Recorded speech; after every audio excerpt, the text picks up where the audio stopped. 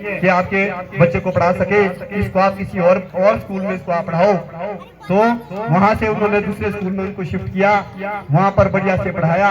और उसी सोच में जो माँ ने बोला कि भाई ये जो मेरा जो आपका बच्चा है वो बहुत उसकी जो बुद्धि है वो तीक्ष्ण बुद्धि है, ऐसी तीक्ष्ण बुद्धि का जो बालक है वो हम नहीं पढ़ा सकते, इसको आप कहीं और विद्यालय में ले जाओ। तो वहां पर उसकी सोच बदल गई, उसने खूब मेहनत की, उन्होंने खूब पढ़ा।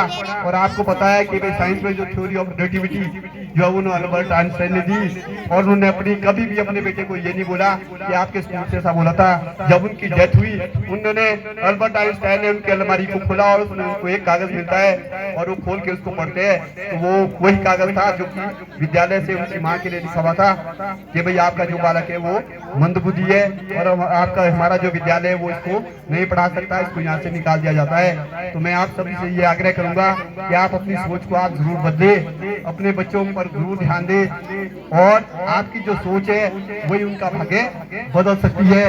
और ज्यादा ना मैं बोलता हुआ, जो हमारे जो मुख्य अतिथि है आजकल आज के या हमारे गेस्ट ऑफ ऑनर्स है, स्पेशल गेस्ट है, आपने देखा कि सभी लोग जो है इसी विद्यालय से पढ़े हैं और इन्होंने समाज में बढ़िया काम करके ज्यादातर शिक्षा से जुड़े हुए लोग हैं। अच्छा काम करने के बाद आज इस पद पर सुशोभित है कि ये यहाँ पर आकर जो है वो आपका मार्गदर्शन करने के लिए यहाँ पर आपको बैठे हैं। आप इनसे प्रेरणा जरूर हासिल करें। और हमारा जो पूरा विद्यालय परिवार है, हमारी एसएमसी है, हमारे जो विद्यार्थी है, हमारे पेरेंट्स है, आप सबका, सभी अतिथियों का हार्दिक स्वागत और अभिनंदन करते हैं, धन्यवाद देते हैं कि आपने जो अपना जो कीमती पल है वो हमें दिया। क्योंकि जीवन में जो आप समय किसी को देते हैं वो सबसे कीमती होता है, उसका समय होता है। और आपने जो ये पल हमारे को दिए, ये समय हमारे को दिया, इसके लिए हम आपके आभारी है। और बच्चों से मैं आग्रह करूंगा कि बच्चों आप जो है वो नैतिक शिक्षा जरूर हासिल करें, अपने जीवन में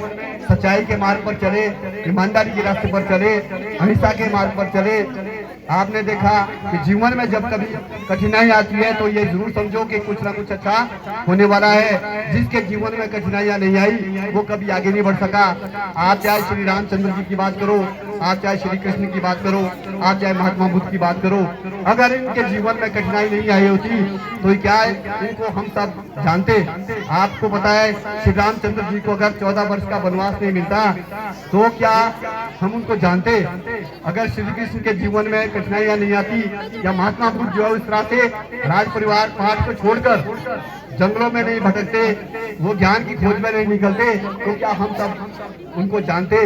तो हमेशा कभी भी जो है वो कठिनाइयों से मत घबराओ, निरंतर परिश्रम करते रहो, ईमानदार रहो, साहसी बनो, किसी से डरो मत, और हमेशा जो है समाज की अच्छाई के लिए जो वो काम करो।